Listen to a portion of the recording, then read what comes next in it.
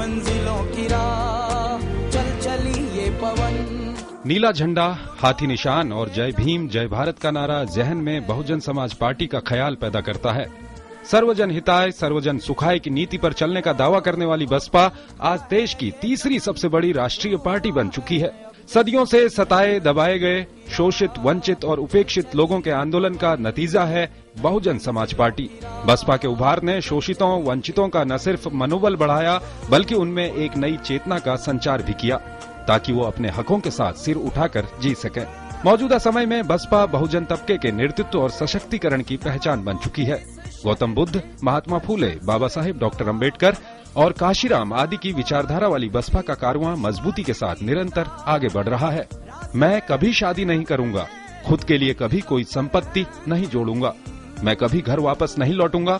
मैंने अपनी पूरी जिंदगी फूले अम्बेडकर के आंदोलन को समर्पित कर दी है। बहुजन नेता काशीराम के इस विचार पर हजारों नौजवानों ने अपनी जिंदगी सामाजिक परिवर्तन के लिए झोंक दी। देश की राजनीति में बहुजन समाज की भागीदारी के लिहाज से काशीराम ने कड़ा संघर्ष किया। बहुजन समाज यानी अनुसूचित जाति, जनजाति, पिछड़े और अल्पसंख्यक, जिनकी देश में आबादी तकरीबन 85% है।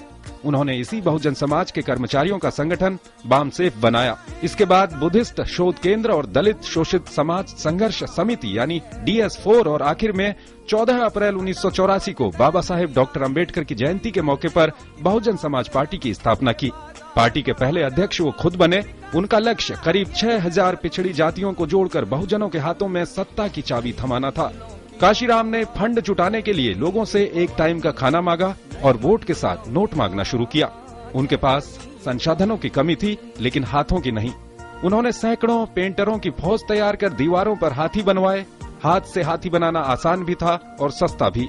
देश की राजनीति पर काशीराम की किताब चमचा युग ने खूब शोहरत बटोरी।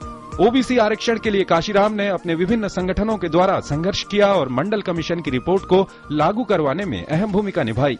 बसपा पहली बार 1984 के लोकसभा चुनाव में उतरी, लेकिन 3 सीटों के साथ खाता खुला 1989 के लोकसभा चुनाव में।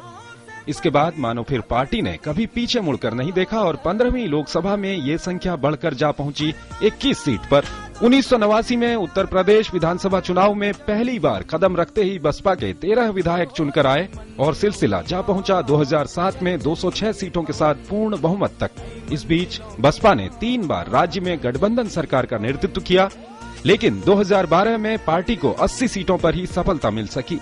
बहुजन वर्ग के हाथों में राजनीतिक विरासत सौंपकर 9 अक्टूबर 2006 को काशीराम हमेशा के लिए दुनिया को अलविदा कह गए। इस घटना के बाद साल 2007 में उत्तर प्रदेश की जनता ने बसपा को पूर्ण बहुमत के साथ सरकार बनाने का मौका दिया।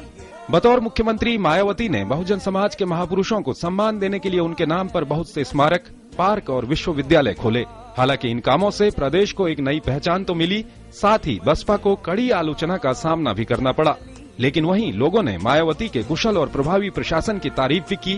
फिलहाल मायावती ही बसपा की राष्ट्रीय अध्यक्ष हैं और पार्टी का मिशन उनको देश का प्रधानमंत्री बनाना है।